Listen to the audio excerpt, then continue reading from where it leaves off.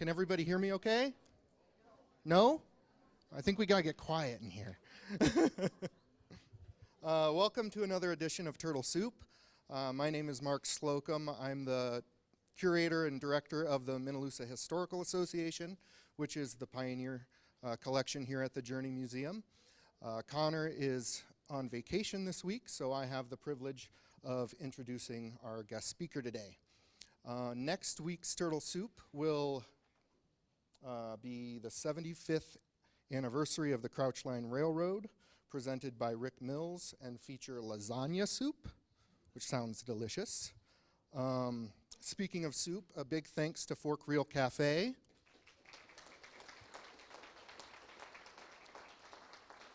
So a portion of ticket sales go to Fork Reel Cafe to support their mission, but they are in the middle of that campaign to raise money for a food truck to expand their reach. So if you like the soup and feel inclined, we have a donation jar right over there. You don't have anything to say, Rhonda? Okay. All right, so I'll get to introducing our speaker today. Born in Huron, South Dakota, Judge Jeff Viken has both an undergraduate and law school degrees from the University of South Dakota with an extensive resume. It's 4 pages long. I got to read it. It didn't put me to sleep, Jeff. I'm not going to go through the whole thing, though, today. But some of the highlights is that in, where was I? He was appointed by President Barack Obama as United States District Judge for the District of South Dakota in 2009 and elevated to Chief Judge in 2013 for a 7-year term and became Senior Judge in 2021. Is that correct? You have a Wikipedia page, too. Did you know you have a Wikipedia page? I did not know that. Yeah. So I got some of my information from there, too. As a longtime supporter of the Journey Museum and Learning Center, Judge Viken was on the board from 1989 to 2001, or 2000, and has been involved with many professional and community service organizations over the years. I could go on and on for 4 pages, but I'll let him get to the presentation. So let's welcome Judge Jeff Viken. Thank you very much, Mark. I appreciate it. How many of you have heard this presentation in the past? All right. Well, I did some additional research, so sleep through the first part, and then we'll get to the stuff that's interesting. I'm sorry I didn't hear that. Oh, I see. Okay. Well, my day started out with a bang this morning. I was working, getting ready for court at 10 minutes to 6 this morning at my dining room table, and there was an explosion. And so I went out on my kitchen deck, and there was a SUV in the street in front of our house burning. And the whole thing kind of blew up, Pardon me? Closer. Oh, there you go. Oh, now I don't have to tell you about that again. So anyway, yeah, somebody blew up a stolen vehicle right in front of my house this morning. Yeah, isn't that something? So being here is like the best part of the day. So thank you very much for inviting me again, Mark. I appreciate that. Now, I'm going to talk about prostitution in Deadwood, and when I do this, please understand I am in no way romanticizing prostitution. I am not romanticizing the lives of sex workers. The times in 1876 were a very different time in terms of the societal understanding of human trafficking, prostitution, sex workers, than the awareness that we have today about the tragedy of that aspect of society. As a federal judge, I've presided over a number of cases and sentencings of human trafficking right here where we are in violation of federal law. It is an extraordinarily dangerous and damaging part of life in America, and it is actively pursued by every state for prosecution and the federal government. So when I talk about Deadwood in historical terms, I am not suggesting to you that this was anything that would comport with the modern understanding of sex workers at that time. So let me make sure that we preface with that. So the whole matter started up there. As you know, the gold strike in Custer in 1874, opening up the Black Hills against the 1868 treaty provisions. But by July of 1876, we had Charlie Utter of fame in Deadwood, restaurant named after him, the whole thing. Well, Charlie brought in two madams who had been working in the gold camps in Nevada and California in those gold rushes, and they came in with Charlie to set up houses of prostitution in Deadwood in July of 1876. Well, contemporary reports say the streets were lined with men who were very interested in this business development in Deadwood. There were some women in Deadwood at that time, but after the houses opened, 90% of the women in Deadwood were involved in the prostitution trade. The others were there as spouses of government officials or people who were in a business position. So the ratio men to women in Deadwood in 1876 and 7, 200 men for every one woman that was in the community. And so prostitution was immediately a very popular matter, and houses were established. And of course, the houses ran continuously from 1876 until May of 1980, with very few interruptions. Michael Trump, perhaps some of you have read his book. He has an excellent book called Raiding Deadwood's Badlands, and it's about the very infrequent and sporadic efforts by law enforcement up in Deadwood locally to try to close the houses. It was a political matter. Somebody would run on closing the houses, and they would promptly get voted out the next election, because the houses were extremely valued by the citizens in Deadwood for, 100 years and more. And there were only a few efforts to try to close them. Now, the attitudes in Deadwood at the time that I got involved with prostitution in Deadwood, the attitudes were really that there were no streetwalkers. The children are not exposed to people who are working the sex trade.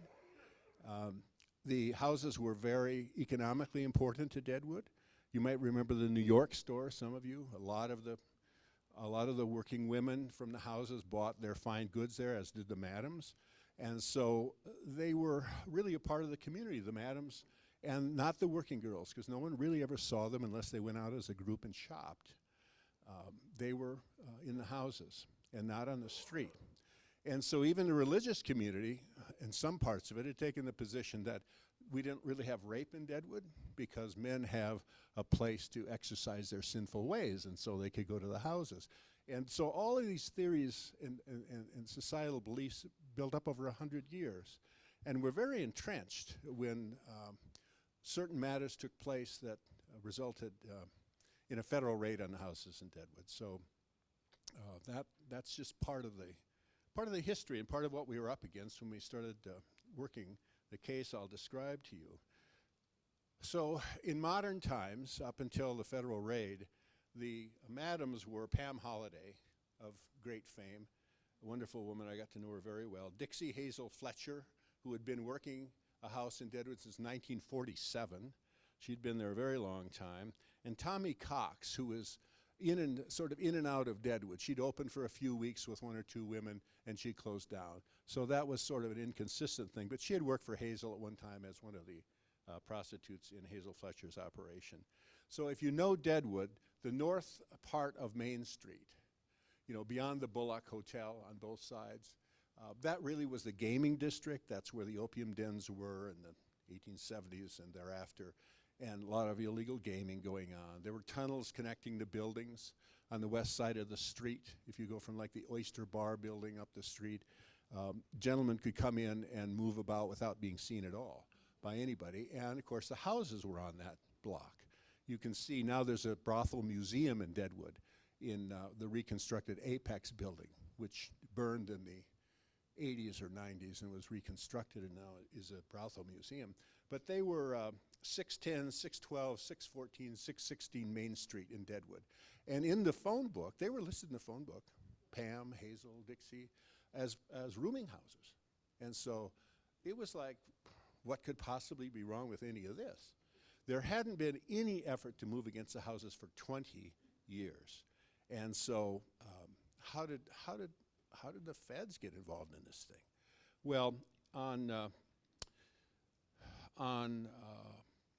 nice day in May 21st, 1980, was a federal raid. But the only reason that we got involved in this matter was on May 29th of 1979. A federal district judge in the Western Division of Texas named John Wood, Jr. John Wood, Jr. was known as Maximum John. He was extremely hard on drug dealers and cartel leaders and kingpins in the drug operations in that part of the United States. And so he was involved in handling a case. A guy named Jimmy Chagra was in his court. Jimmy was the largest marijuana dealer in the United States at that time, and was also heavily involved in the cocaine trade. So he was a well-known character to the law enforcement community. So here's Judge Wood. He's got Jimmy Chagra's case. He denied all the pretrial motions the defense had filed. So Jimmy Chagra knew this Maximum John was going to hit him hard. Go to trial, get convicted, go to prison, maybe for life. So on May 29th, 1979, Judge Wood is coming out of his home in San Antonio, 8:30 in the morning, going to court. A single shot rings out. Judge Wood is killed instantly and falls next to his car in his driveway. There hadn't been an assassination of a federal judge in the 20th century. This was 1979. The Department of Justice took this on and just felt a tremendous obligation to resolve this by finding the perpetrator or perpetrators, to hunt them down, to see them prosecuted, and to avenge the death of Judge Wood. And so Terry Pachota was our U.S. attorney appointed by President Carter.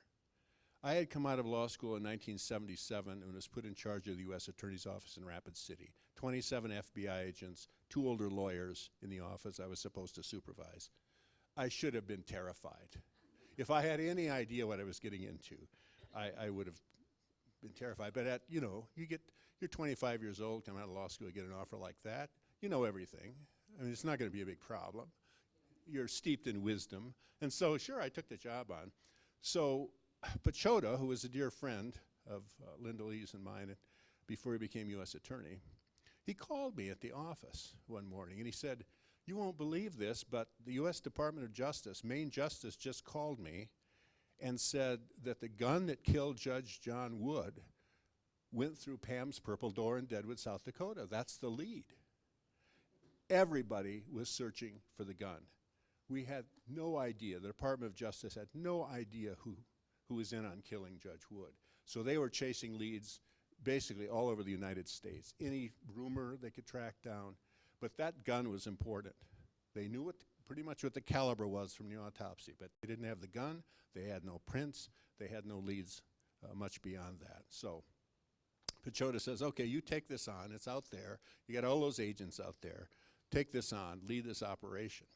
So we were looking at federal violations. Of course, killing Judge Wood, major federal homicide.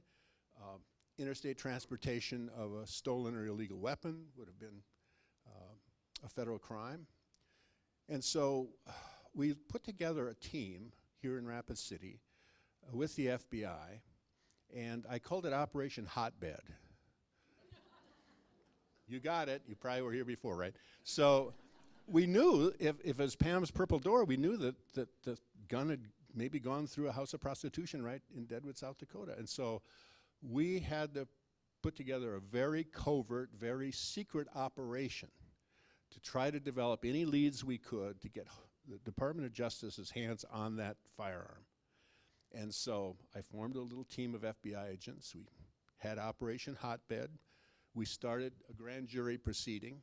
The federal courthouse used to be in Deadwood, where the post office is now. That also was a house for the federal court system in this part of the state before the new courthouse was opened in Rapid in 1974. So we had grand jury just a few blocks from the houses of prostitution.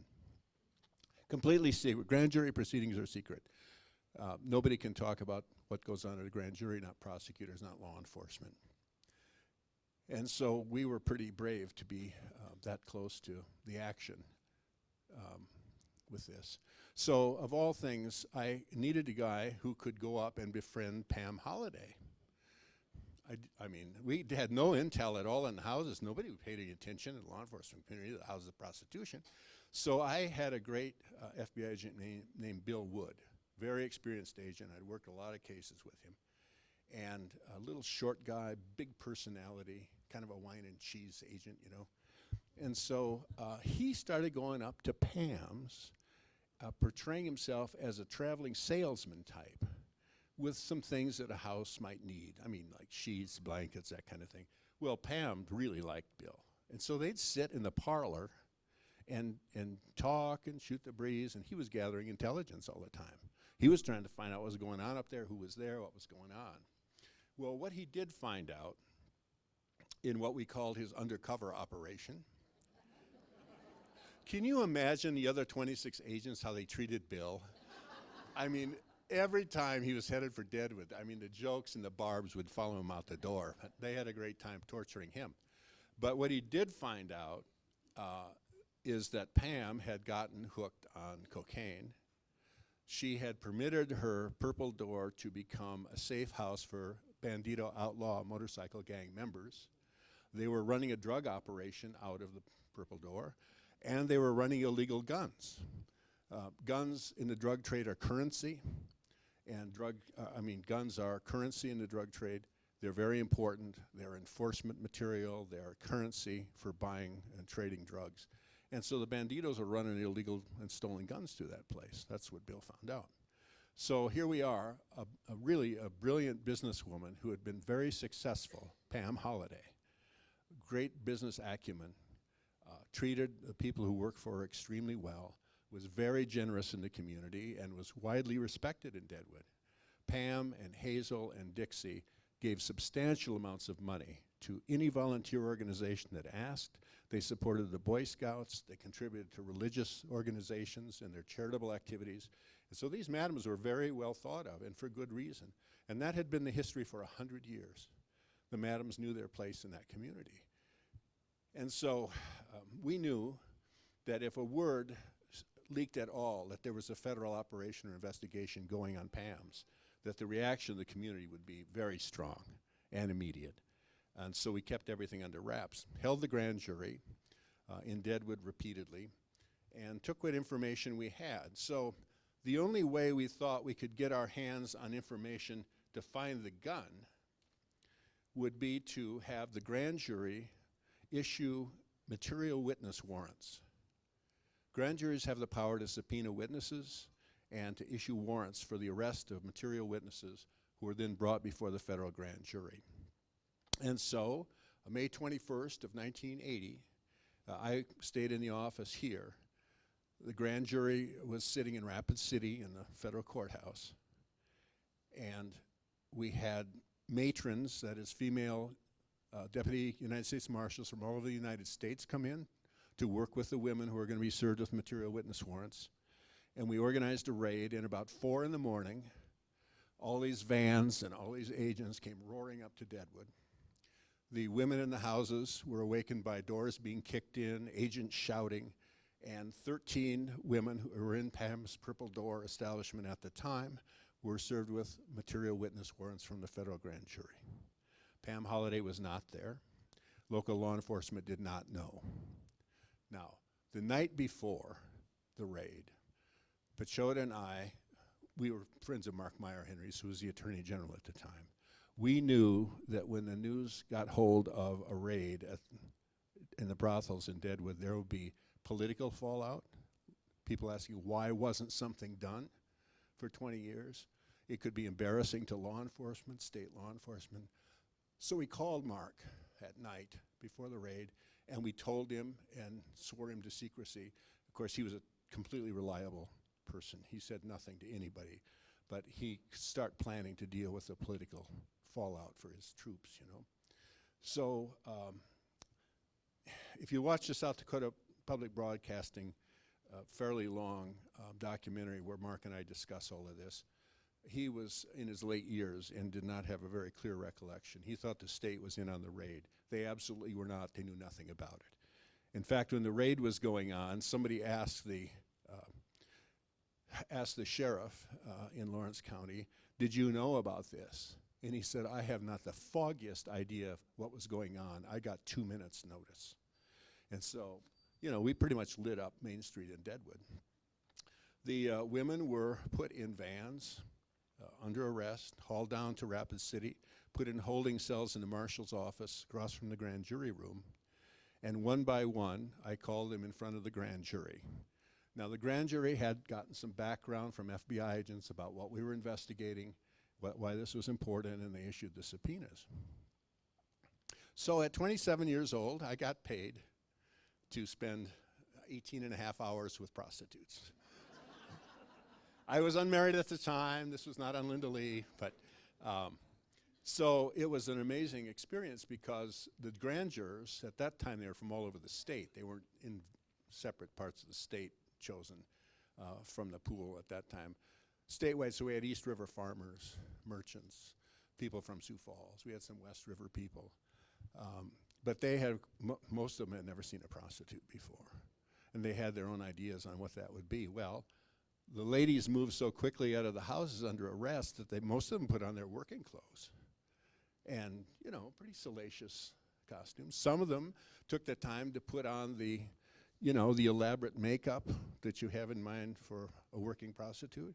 That really, I mean, you couldn't really appreciate the makeup unless you were a person who paid for companionship. I mean, it was the painted lady scene. So we had these 13 women, and I didn't know what to expect. We had a set of questions we wanted to know about this, who knew anything about this gun, and the banditos and all the rest of it.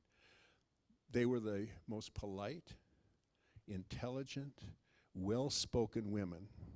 I had no idea what to expect. But they all testified in front of the grand jury, answered every question we had, were very polite. A lot of the grand jurors had questions.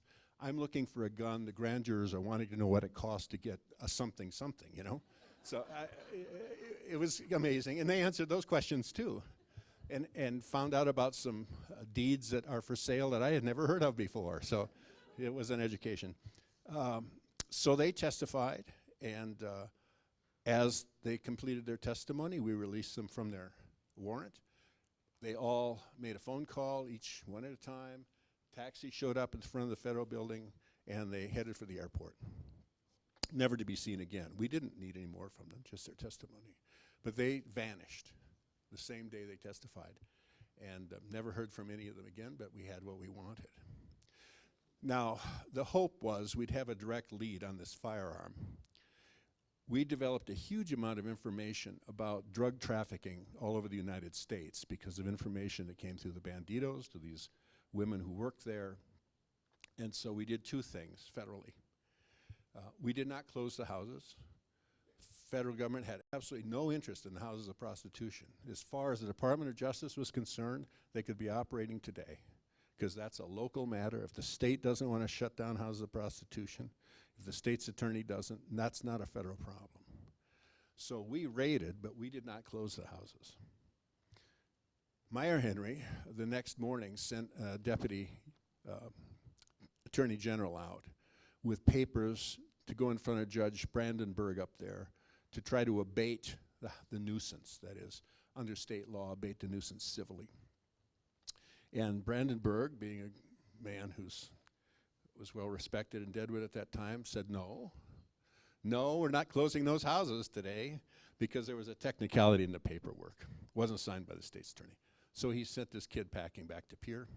They came back a few days later in October of 1980. Judge Brandenburg entered a permanent injunction against the landowners who owned the buildings and Dixie and Pam and closed the houses. So the state closed the houses in October of 80. We did not. Now, we had an enormous amount of information about the banditos from the testimony of the working girls about drugs. And so that information was dispersed all over the United States. And many controlled substance cases were brought as a result of the information we got out of the witnesses from Pam's. We got no information about the firearm, nothing. And as it turned out, the Department of Justice worked very hard on this. This was the largest investigation. The killing of Judge Woods was the largest investigation in Department of Justice history other than the killing of President John Kennedy. At the time, think about this, 1980, 79, 80, $12 million spent on this one investigation. Every state in the union, leads were followed. We didn't break the case, but what ultimately happened is that a firearm was located. It was one of 600 firearms of that type in the United States.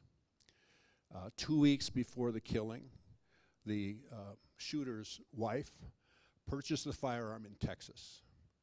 And because it was such an unusual firearm, that's what we were looking for. And somebody said, well, Sharga threw it in the river at Dallas.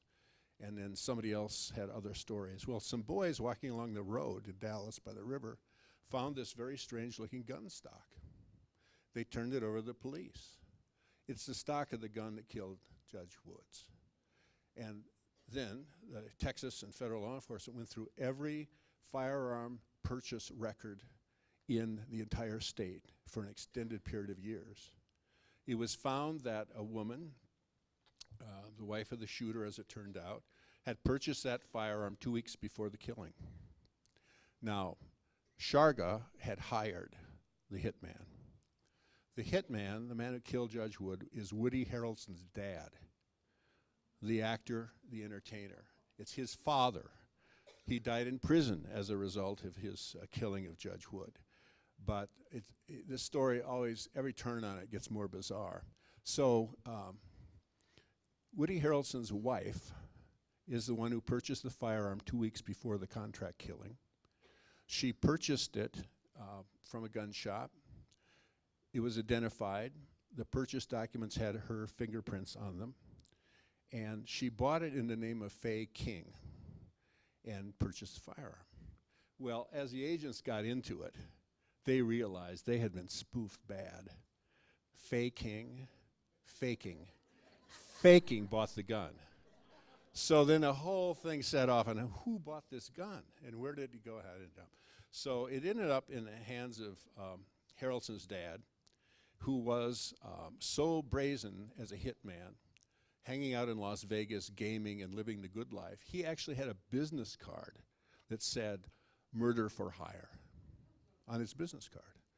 And so Jimmy Sharga had hired him to kill Judge Wood. No problem. And so the gun was traced back. It was located. Fingerprints marked the record of Fay King's purchase of the gun, Harrelson's wife. That's how they got to Harrelson. And he died in prison after being convicted of the shooting. So there are a lot of twists and turns in the story. But that's what we were up to. And so the news reports almost universally were that the federal government closed those houses. We had nothing to do with closing those houses, not an interest of the United States. But there were some very memorable grand jury events that took place. One in particular, one of the prostitutes, beautiful person, 6.5 feet tall, had her working clothes on, spike heels. I think those are illegal in South Dakota. They're so high, you know, and she was just incredibly intelligent and articulate. But she loved this grand jury. She sat down, and these women made their living entertaining people. They're very entertaining and funny. So she's sitting there answering these serious questions, legs crossed, and she has this high heel spike on, and she's twirling it around her foot. And, you know, pretty soon the men on the grand jury were all like watching. They were not watching me, ladies and gentlemen. They were watching the high heel. And it went all the way to the tip of her toe. And it just swung around there while she was testifying, you know, and it's like, oh. So that was good.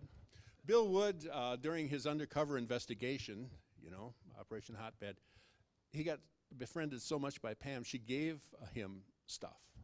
Like the girls would give out matchbooks and various things.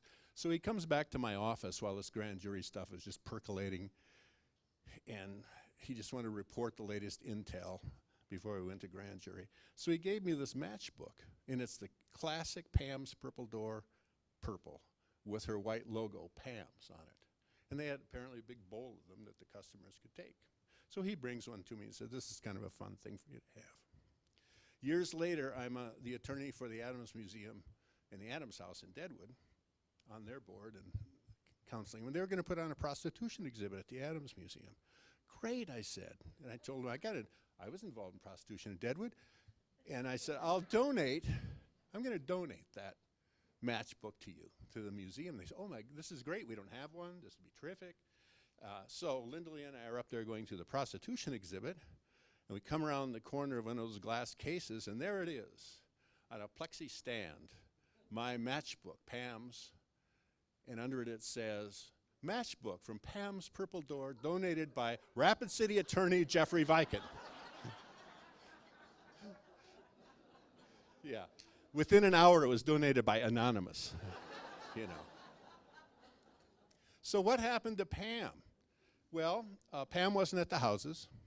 Hazel Fletcher, who had been there since 1947, was seen with two big guys who were carrying suitcases that appeared to be very, very heavy when they exited the bank across the street. Very light suitcases going over the bank, very heavy suitcases coming back.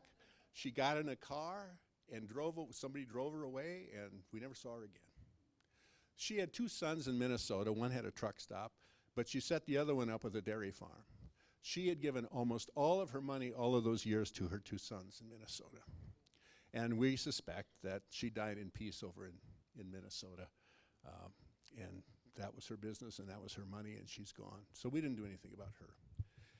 We did prosecute Pam. I had to. We had so much interstate transportation of women in violation of the Mann Act that we had to do something. So, you know, we prosecuted Pam. I spent a lot of time with Pam and her lawyers, John Fitzgerald and Frank Wallahan. And she was just a wonderful person to be around. She was an entertainer and smart, very smart, and very funny. So Judge Bogue, on the prostitution or the transportation charge, gave her 5 years probation. And so she did her probation. But 2 years later, she got indicted for tax evasion. You know, she didn't pay her taxes on the earnings of the house for several years. So she pulled 4 years in prison and a $5,000 fine. And she did go to prison, and she served her time under her real name, Betty J. Campbell, also known to all of us as Pam Holliday. So after we raided the houses, she had no work. She had nowhere to go. She owned several houses in Rapid City and the Black Hills. But she decided in July of 1980 to play on the fame that had come to her from all this of holding an auction. She had an auction at in Deadwood, South Dakota on July 17th of 1980. Lunch was catered, and the Apex building was on the flyer. That's the Apex building. Yeah, not surprisingly, a lot of the things that were auctioned off were beds, nightstands, you know, lots of sheets and pillows, but, you know, just household goods.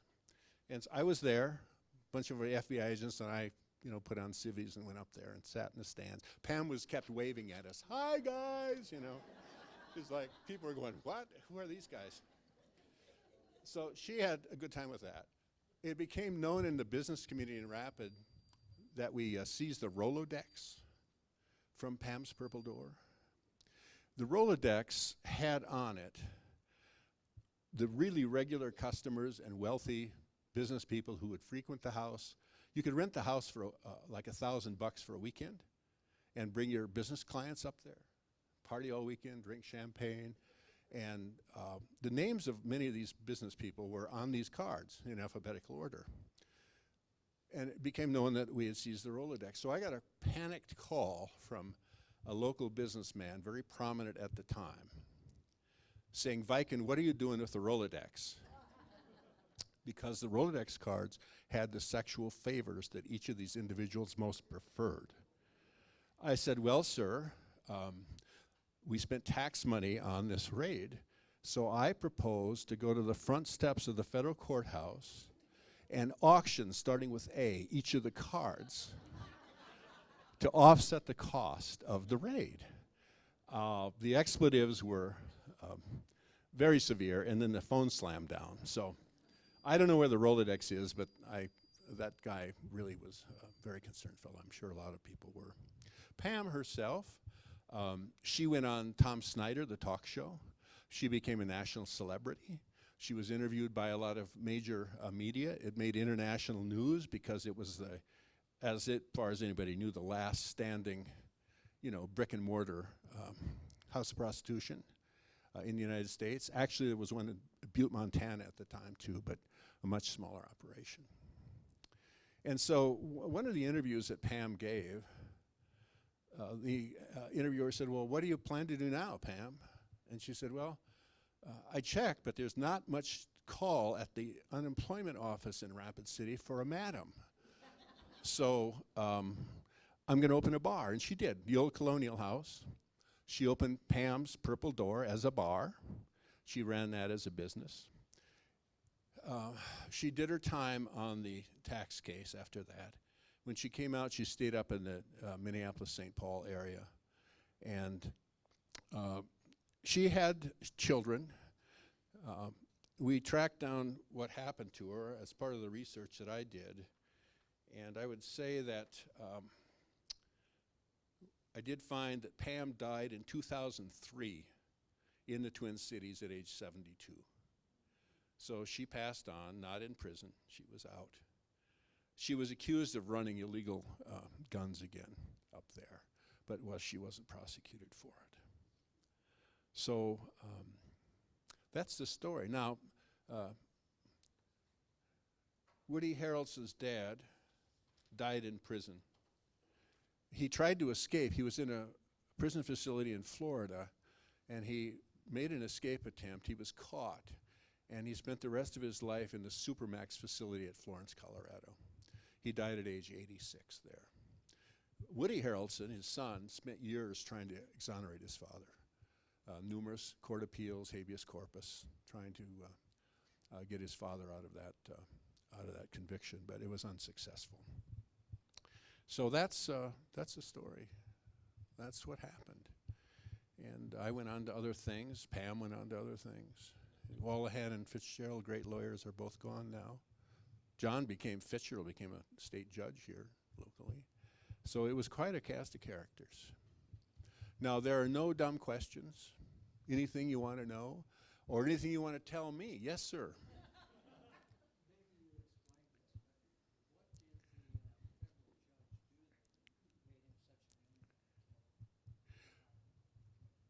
What did the federal judge do to Jimmy Sharga? Jimmy Sharga was charged with very serious drug crimes in the Western District of Texas. That was Judge John Wood's jurisdiction. He was the judge there. Everyone knew that Woods was very hard on drug dealers. Sharga was a kingpin in the drug business, facing a life sentence. That was the motivation to have Woods, the judge, killed. Now, some of these times I speak, there are people from Deadwood from that period. Gentlemen, you have an absolute right to remain silent, but I've had guys stand up and say, well, I used to go up to the houses. My dad took me up there as a coming-of-age thing when I was 14 or something. So feel free, if you have stories. Yes? I was at the last time you spoke, and I thought it was interesting that where Pam kept her money, and then people that came in and cleaned and stuff. Yeah, she was very generous to employees. We had somebody who was the daughter of one of the housekeepers up there in one of these presentations. Pam's money ended up in a vault at a law firm in Rapid City. She also was a collector of unset gemstones. The FBI was adamant that I needed to get a search warrant and search the attorney's office and get in the safe. There were very strong Department of Justice policies against that, attorney-client business. So we didn't recover any cash from Pam. But you said the last time that, instead of having a box of money, she had it in the vacuum cleaner. She did. That's right. Pam, astute businesswoman that she was, knew who in the world is going to look in the bag on my vacuum cleaner, and that was full of cash. Of course, that's where she kept her money. Yeah. Yes.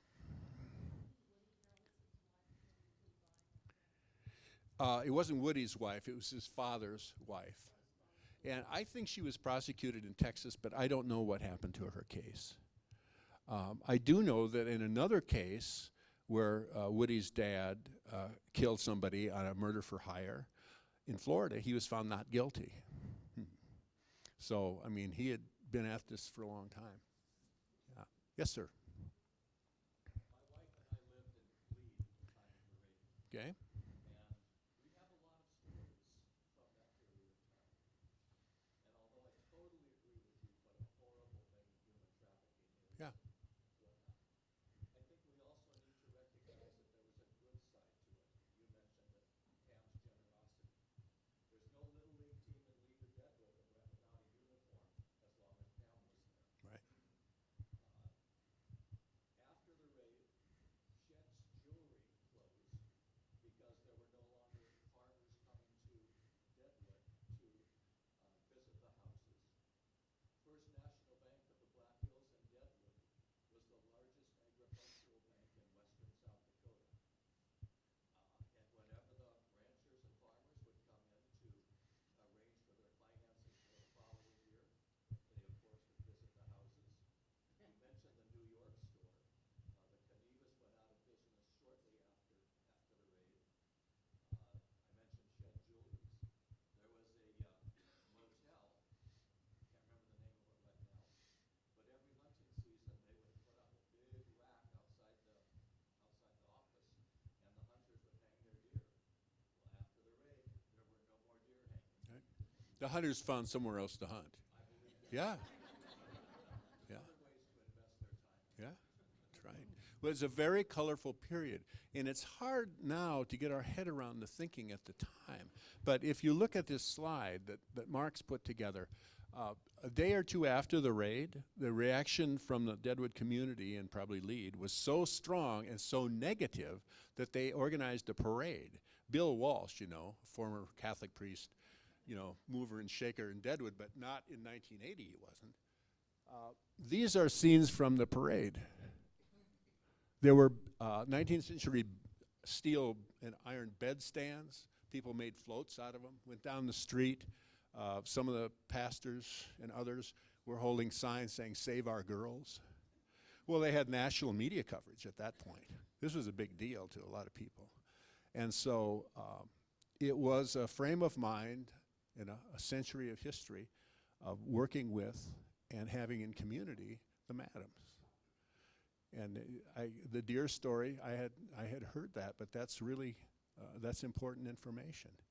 That put it into it. I hadn't heard about Shed's Jewelry. Not surprising. Yes? When the raid happened, did they find any customers, and what happened to the customers? Thank you for asking. The question is, what happened to the customers who were on premises at the time of the raid? There was one man in bed with one of the women, and he was interviewed. You can imagine the state of shock he was in. He's awakened in a house of prostitution by FBI agents.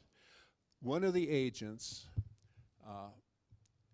who interviewed the guy went outside with him and said, "You're free to go." And that agent shot a photograph. And this guy is walking north on Main Street away from Pam's. Head down, shoulders down. That photo was hanging in the FBI office for years. And they had engraved in the frame, "The last poor son of a bitch to get laid in Deadwood." I would like to know where the Rolodex is. I'd like to have that photograph. It was historical. Yes. and hysterical. Yes, yes. You said her assets were sold. Were they to pay fines that she'd incurred, or? You mean the auction? Yes. That was just Pam's money and Pam's way to promote herself. She knew the media from all over would be there, and she was very active. Any of you at the auction? Okay. Yeah, things went very high because, I mean, it was advertised as the end of a century of prostitution in the Black Hills. It's on the flyer. And so people who had an interest in history or just were intrigued were bidding on things that they knew had been in the houses. And so some of the things went for crazy money. And it was all Pam's money. And she had attorney's fees, but I think she had a lot of resources that were not visible to us. Yes? Any protection offered to the working girls after they testified? None whatsoever. No one asked. They all, our understanding was from the agents, they all booked flights to Omaha, which was a center of prostitution and organized crime for this part of the country in those years. And so they were protected. I mean, they had the mob. Yeah. Yes? Is there any reason why the feds didn't try and involve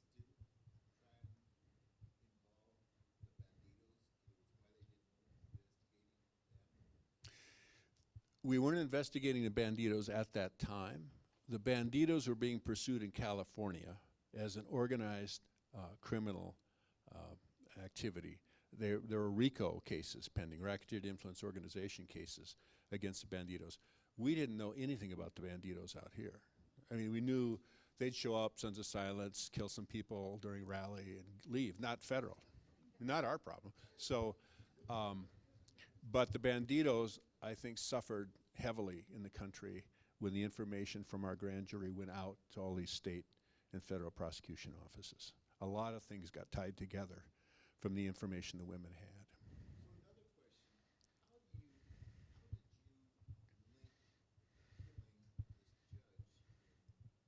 in Texas. with a weapon supposedly from South Dakota? Well, the weapon, no one ever thought the weapon was from South Dakota.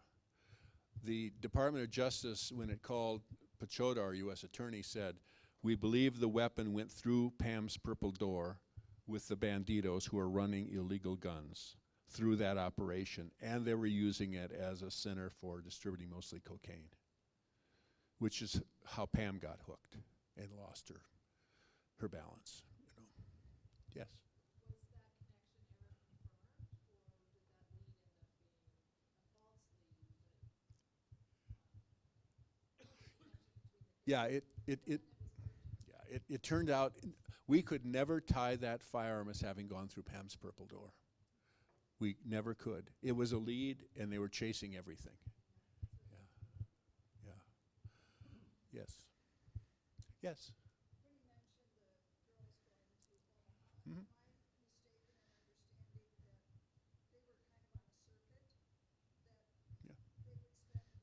they would spend a period of time in Deadwood and then they'd go on to other locations? Yes. And I was told that when we lived there, that that was the rest stop, and that was where they had all their medical matters attended to. Okay. The question was basically, were the working women on a circuit around the country or some part of it? And secondly, was Pam's Purple Door a rest stop for prostitutes to get medical care and so on? They were definitely on a circuit. The women testified about that. They would never tell us who they worked for. That would have been a death sentence. But they were definitely working a circuit. Now, a lot of them had been at Pam's off and on for years. Dr. Maddox, if anybody remembers that name, he had a nice little white house there as you come into Deadwood from the south. And Pam or Hazel would arrange for the women every week, in Pam's case, to go down to Dr. Maddox, be examined for venereal diseases, and get any other health care they needed. And she took care of their dental care as well. Yeah. Yes.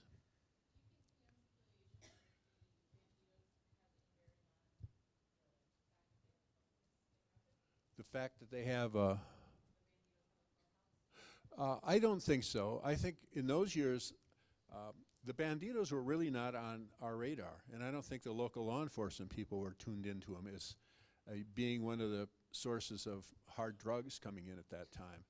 I don't think, wasn't to my knowledge that they were under any sort of surveillance by law enforcement. But they've consistently been in the Black Hills. I mean, when we say the banditos, everybody thinks, oh, they should all be in prison. Well, that's not true. Maybe you know some of them. I mean, we've got working people in town who are bandito members as a motorcycle club.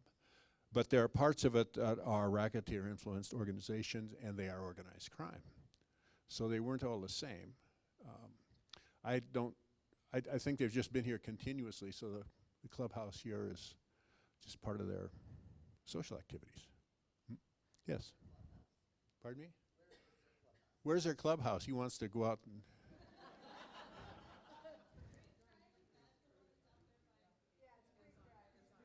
Creek Drive. I wouldn't just walk in and ask for a drink. Probably. No tats, for one thing. Yes?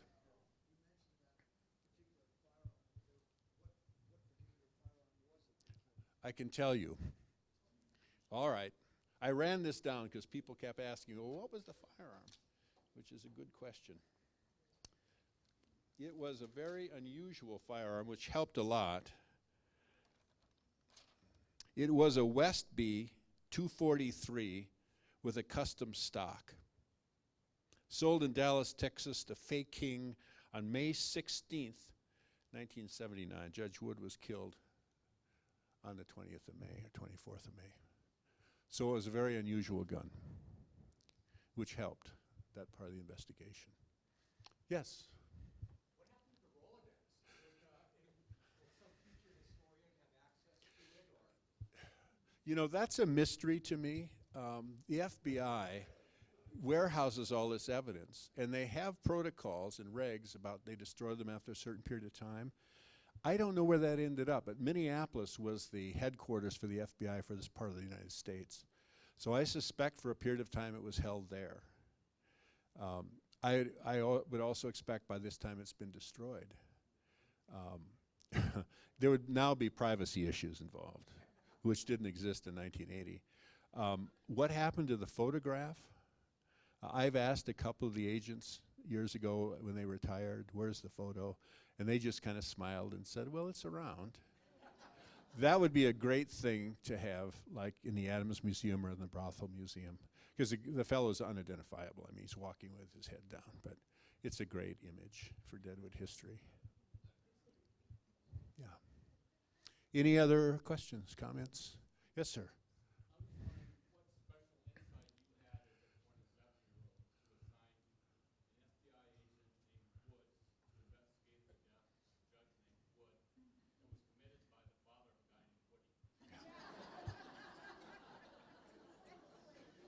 Well, I'm not going to comment on Woody, Greg, but that case is full of bizarre circumstances. You know, Woods, Woody, I don't know. Bill Woods is a great agent, and he suffered dearly over this and was vindicated, of course. Yeah. Other questions, comments? Anybody want to tell us about their experiences in the houses?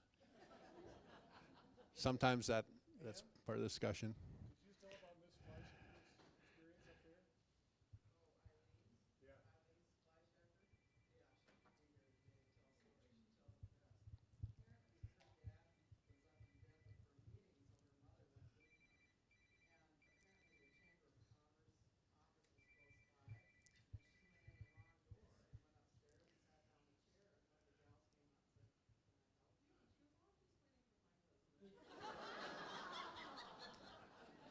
Eileen does tell the best stories. That was probably even true.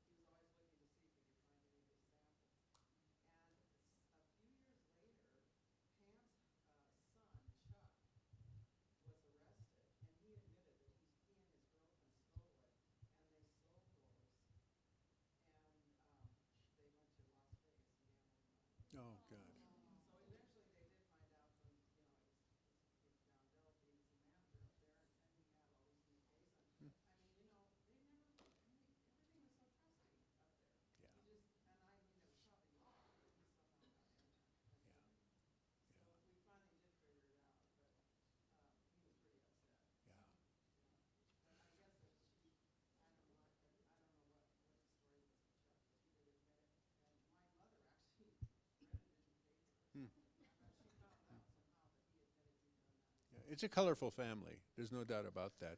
If you get a chance to visit the Adams Museum in Deadwood, there are materials from this period of time historically, and there's probably some information that's still out about the raid, or you can ask for it. But there's a brothel museum that has been opened on Main Street in Deadwood in the reconstructed area of the Apex, which was Pam Holliday's Purple Door.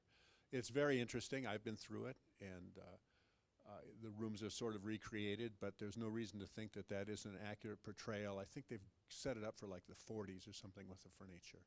But you can see the warren of rooms that would have been in use at the time. Yeah. Anything else today? Well, as always, you're a great audience. Thank you very much for attending today.